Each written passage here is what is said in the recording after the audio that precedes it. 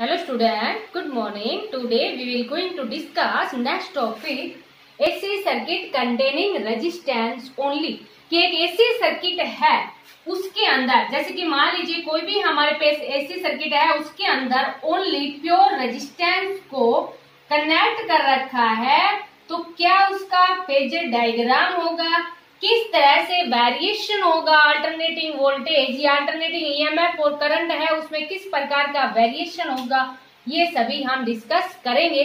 और आपके पास क्वेश्चन भी इसमें इसी तरह का आता है आपके पास कि जब AC circuit containing resistance only, तो रिप्रेजेंट फेजर डायग्राम या वेरिएशन ऑफ ई और आई विद ए फ्रीक्वेंसी, इस तरह से आपके पास क्वेश्चन इसमें बनता है। तो देखो बेटा, आप ये तो जानते हैं थोड़ा सा फेज डिफरेंस के बारे में, तो आप जानते हैं इसमें एक वर्ड और आएगा, एक लीड आएगा, एक लैग आएगा, क्योंकि ये आपके पास तीन आर्टिकल है इस तरह से कि यहाँ अभी हम ओनली रेजिस्टेंस ओनली की बात करेंगे कि एक ऐसे सर्किट के अंदर ओनली रेजिस्टेंस को कनेक्ट करेंगे, फिर ऐसे सर्किट के अंदर इंडक्टेंस को कनेक्ट करेंगे, फिर ऐसे सर्किट के अंदर कैपेसिटेंस को कनेक्ट करेंगे, फिर जैसे कि दो को कंबाइन करेंगे, फिर तीनों को इकट्ठा कंबाइन करेंगे। तो उसमें कुछ वर्ड्स आएंगे, उनके बारे में डिस्कस कर रहे हैं पहले। तो जैसे कि लीड आएगा, लैग आएगा, एक टर्म आएगी आपके पास फेजर आएगी, एक आती है फेजर डायग्राम आते हैं कि ये फेजर डायग्राम क्या होते हैं, ये कुछ टर्म इसके अंदर आएंगे हमारे पास, जैसे कि लीड, लैग, फेजर डायग्राम आ जाएगा, ठीक है बेटा। और आपके पास फेज डिफरेंस के बारे में आपने +1 में भी पढ़ा था, आपको ध्यान होगा। फेज डिफरेंस इस तरह से पढ़ा था ना आपने, जैसे कि मान लीजिए करंट है उसको हमने इस तरह से रिप्रेजेंट कर दिया, I = I0 sin of omega t, ठीक है बेटा।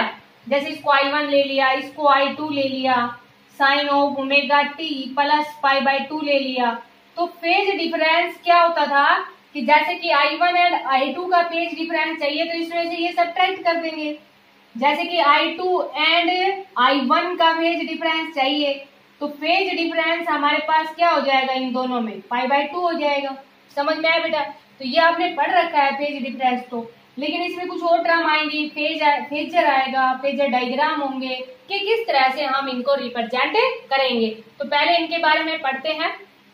लीड और लैग आपके पास क्या होता है, लीड करने का मीन्स जैसे कि I = I0 sin of omega t है, और ये हमारे पास क्या है, ओमेगा t प्लस π/2, मीन्स ये आगे है, इससे आगे है तो क्या कर रहा है, ये लीड कर रहा है। I2 है वो लीड कर रहा है, I1 को कितने से लीड कर रहा है, π/2 से लीड कर रहा है। लैग होता है पीछे, जैसे कि हम यहाँ पर ये कह देंगे कि I1 is lag behind I2 by phase angle π/2। समझ में आ रहा होगा बेटा।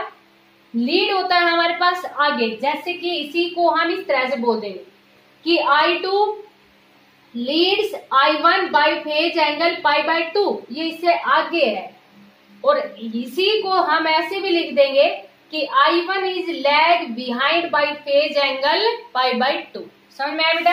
तो ये लीड और लैग होते हैं। अभी हम बात करेंगे किसकी, फेजर क्या होता है, फेजर डायग्राम क्या होता है, फिर जो टॉपिक है उसके बारे में हम डिस्कस करेंगे, क्योंकि ये टर्म काफी ज्यादा यूज होती है, ठीक है बेटा। तो देखो यहाँ पर हमारे पास जो फेजर होते हैं ना, फेजर वो क्या होते हैं कि जो फेजर है उनको एक रोटेटिंग वेक्टर से रिप्रेजेंट करते हैं। पहले देखो क्या होते हैं, ये हमारे पास ए रोटेटिंग वेक्टर दैट रिप्रेजेंट, जो कि रिप्रेजेंट करते हैं, that represents A quantity varying, that represent a quantity varying sinusoidally,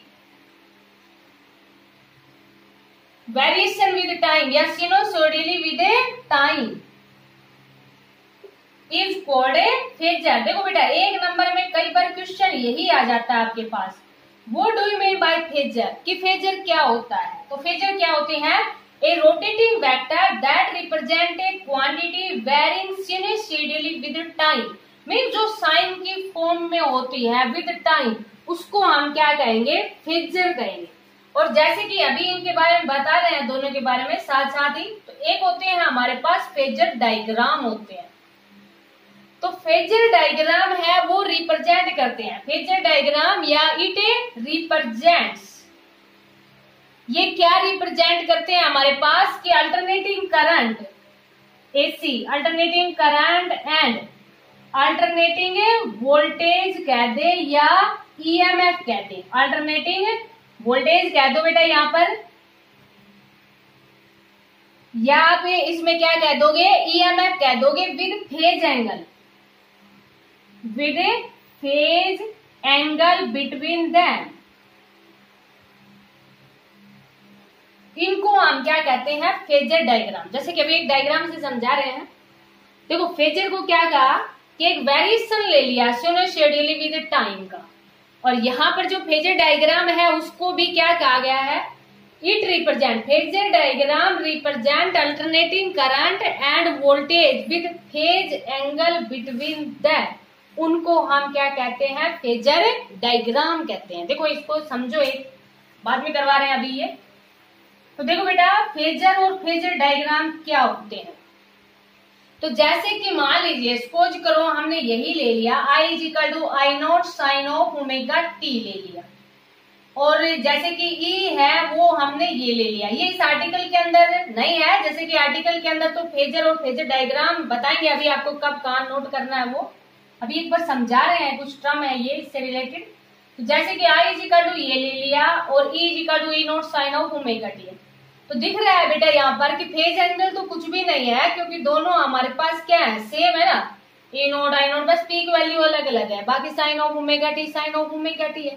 समझ में आया बेटा। तो यहाँ जब इन टर्म का जब आप फेजर रिप्रेजेंट करोगे ना, तो फेजर में आप कैसे रिप्रेजेंट कर दोगे कि ये ओमेगा टी है, तो ये एंगल तो आपके पास क्या आ जाएगा, ओमेगा टी आ जाएगा। और जो लेंथ है ना इसकी एरो, ये जो मैक्सिमम वैल्यू है ना, ये जैसे यहाँ से यहाँ तक ये प्रोजेक्शन ड्रॉ कर दिया, और ये हमारे पास जो इसकी लेंथ है ना, लेंथ ऑफ द एरो, ये किसको बताएगी, इसकी पीक वैल्यू को बताएगी। जो ये लेंथ ऑफ द एरो है ये रिप्रेजेंट करती है, the length of arrow represent the length of arrow represent the peak value. किसको रिप्रेजेंट करती है, ये मैक्सिमम वैल्यू को रिप्रेजेंट करती है। और ये जो प्रोजेक्शन डाला है ना, ये वाला प्रोजेक्शन है, जैसे यहां से यहां तक, ये किसको रिप्रेजेंट कर रहा है, उसकी किसी भी स्टैंड के ऊपर, जैसे कि ये इसको रिप्रेजेंट कर रहा है E0 sin of omega T, means किसी भी स्टैंड के ऊपर वैल्यू कितनी है ये इसको रिप्रेजेंट कर रहा है। क्योंकि यहाँ पर जैसे कि सपोज करो हमारे पास कुछ इस तरह से आ जाए, ओमेगा टी प्लस फाई आ जाए, तो ये जो फाई है ना, इसको तो हम क्या कहते हैं, इनिशियली फेज कहते हैं। कुछ टर्म है बेटा ये जो कि हम आगे भी यूज करेंगे, इनिशियली फेज कहते हैं, जो कि टाइम के ऊपर डिपेंड नहीं है, टाइम इंडिपेंडेंट है, जो टाइम के ऊपर डिपेंड नहीं कर रहा। लेकिन ये जो ओमेगा टी प्लस फाई है ना, इसको हम बोलते हैं इंस्टंटेनियस फेज, इंस्टंटेनियस फेज, जो कि आपके पास क्या है, टाइम डिपेंडेंट है। क्योंकि देखो ये वैल्यू चेंज होती जाएगी, t = 0 पे अलग आएगा, π/t = t/4 पे अलग आएगा, तो ये हमारे पास क्या है, टाइम डिपेंडेंट है। इसलिए इसको क्या कहते हैं, इंस्टंटेनियस, मीन्स किसी भी इंस्टेंट के ऊपर ये रिप्रेजेंट करेगी।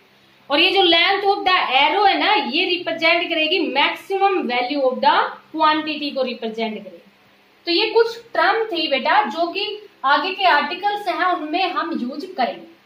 अभी हमारे पास क्वेश्चन क्या है, AC circuit containing resistance only.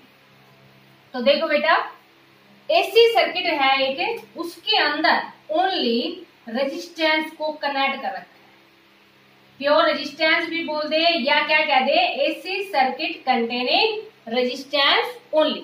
तो जैसे कि इसको कुछ भी ईएमएफ दी और यहाँ एसी सर्किट के अंदर ओनली किसको कनेक्ट कर रखा है, रेजिस्टेंस को कनेक्ट कर रखा है।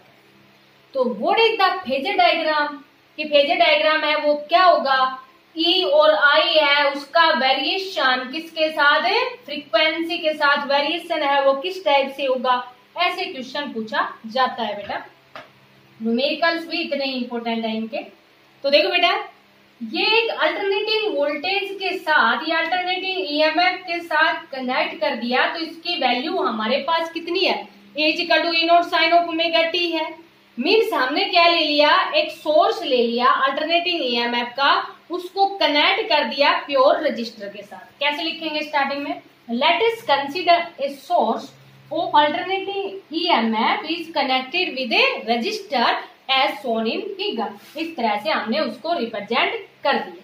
ठीक है बेटा, अब वेरिएशन बताना आपको करंट के साथ। तो देखो बेटा, स्टार्टिंग में एक में कुछ टर्म है जो समझा रहे हैं, आगे के बिल्कुल इजी रहेंगे, इंडक्टेंस कैपेसिटेंस उनके करेंगे क्योंकि टर्म हम समझ चुके होंगे इसी वीडियो के अंदर। ठीक है बेटा, तो E equal to E naught sine of omega t आ गया।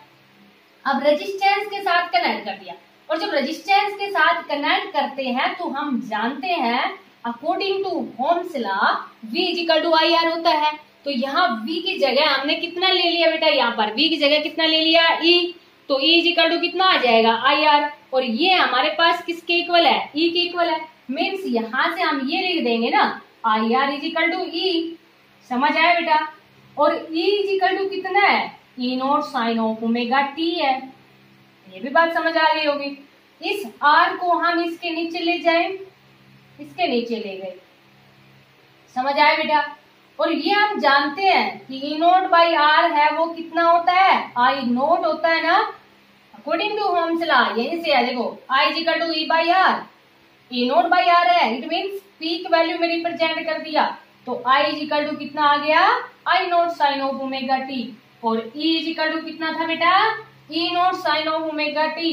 तो यहाँ पर कोई फेज एंगल नजर आ रहा है, नहीं आ रहा, लैग लीड नहीं आ रहा, ना तो लीड कर रहा है ना ही लैग कर रहा है, both are in a same phase, both are, या हम ये लिख देंगे E and I are in a same phase. Same phase means there is a no phase difference, कोई भी फेज डिफरेंस नहीं है, there is no phase difference, कोई भी फेज डिफरेंस इनके बीच में नहीं है, दोनों के दोनों किसमें हमारे पास सेम फेज के अंदर है। समझ में आया बेटा। अब देखो, जब दोनों सेम फेज के अंदर है तो अब हम रिप्रेजेंट करेंगे, फेजर डायग्राम रिप्रेजेंट करेंगे। तो फेजर अभी आपको बताया था, अब जैसे कि ये सब लिखने के बाद में आप फेजर के बारे में लिखोगे, तो फेजर में अभी आपको बताया था कि फेजर हमारे पास क्या होते हैं, एक रोटेटिंग वेक्टर होते हैं that represent a quantity varying sinusoidally with time, उनको हम क्या कहते हैं, फेजर कहते हैं। अब यहाँ पर तो आप देख रहे हो बेटा, इनके बीच में कोई भी एंगल नहीं है, कोई भी फेज एंगल नहीं है, तो फेजर डायग्राम में आप कैसे इनको रिप्रेजेंट करोगे। तो देखो बेटा, फर्स्ट डायग्राम ये रिप्रेजेंट कर देना है आपको, सेकंड समझ में आ गया होगा, कोई भी फेज एंगल नहीं है। अब सेकंड हम फेजर डायग्राम रिप्रेजेंट करते हैं। तो फेजर डायग्राम अभी भी आपको बताया था कि फेजर डायग्राम रिप्रेजेंट किसको रिप्रेजेंट करते हैं, alternating current end voltage bye phase angle between them, उनको हम क्या कहते हैं, फेजर डायग्राम कहते हैं। तो देखो बेटा, आप फेजर डायग्राम रिप्रेजेंट कर देंगे, और फेजर डायग्राम में ये हमारे पास जो लेंथ ऑफ द एरो होती है वो रिप्रेजेंट करती है मैक्सिमम वैल्यू को। तो ये स्टार्टिंग में हमारे अल्टरनेटिंग ईएमएफ के साथ कनेक्ट किया था ना, मीन्स वोल्टेज के साथ कनेक्ट किया था, और हमारे पास जो स्टार्टिंग में एंगल था E equal to E naught sine of omega t, तो ये एंगल है वो कितना आ गया, ओमेगा टी, और इन्हीं को फेजर डायग्राम कहते हैं जो एंगल के रेस्पेक्ट में रिप्रेजेंट किए जाते हैं। तो समझ में आ गया होगा बेटा। और ये इसका प्रोजेक्शन डाल दिया इसके ऊपर, और ये प्रोजेक्शन डालना है ना, तो ये जो प्रोजेक्शन है ये यहां से यहां तक, ये वाला, इसको हम क्या कह देंगे, E equal to E naught sine of omega t से रिप्रेजेंट कर दिया। ये बात भी समझ में आ गई होगी बेटा आपको। ये तो हमारे पास क्या है, लेंथ ऑफ द एरो है वो रिप्रेजेंट करती है पीक वैल्यू को, और अभी इसमें हमारे पास क्या आया था, E equal to E naught sine of omega t हम लेके चले, और आई भी उसी फेज में आ गया था, means there is no phase angle, कोई भी फेज एंगल नहीं आया था।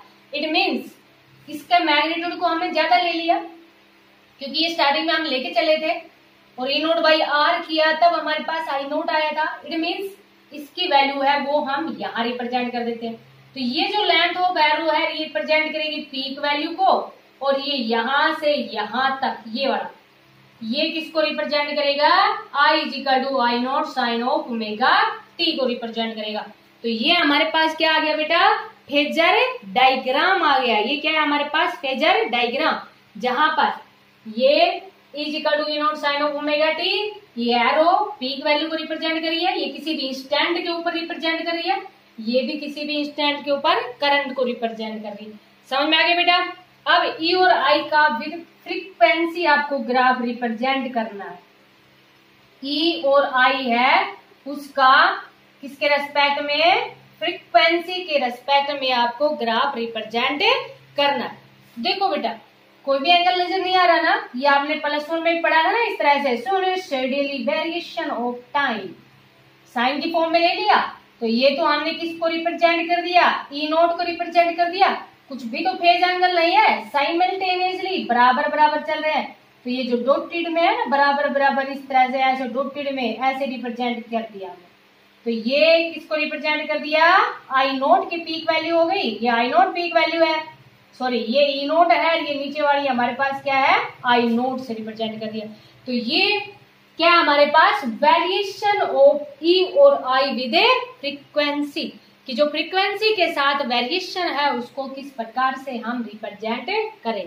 तो शायद आपको समझ में आ गया होगा बेटा, बिल्कुल सिंपल सा टॉपिक है, AC circuit containing resistance only. जब एसी सर्किट है उसको रेजिस्टेंस के साथ कनेक्ट करेंगे तब किस तरह से। अगर इसका बिहेवियर पूछ लिया जाए बेटा, एसी और डीसी के रेस्पेक्ट में इसका बिहेवियर पूछ लिया जाए, तो इसका जब एसी सर्किट को जब रेजिस्टेंस के साथ कनेक्ट करते हैं तो बिहेवियर है ना आर का डीसी और एसी के अंदर वो आपके पास क्या रहेगा, सेम रहेगा। मीन्स रेजिस्टेंस है वो इक्वली रिड्यूस करेगा एसी एंड डीसी को, क्योंकि यहाँ पर कोई भी इस तरह का फेज एंगल है वो नहीं आता। फेज डिफरेंस हमारे पास कितना आता है, 0। जैसे कि आगे के जब आर्टिकल्स हम डिस्कस करेंगे, इंडक्टेंस, कैपेसिटेंस, तो उसमें हम देखेंगे फ्रीक्वेंसी के लिए अलग रहेगा, सॉरी डीसी के लिए अलग बिहेवियर रहेगा, एसी के लिए अलग रहेगा। तो शायद आपको समझ आ गया होगा, तो अच्छे से इसको अंडरस्टैंड करना। Thank you, have a nice day.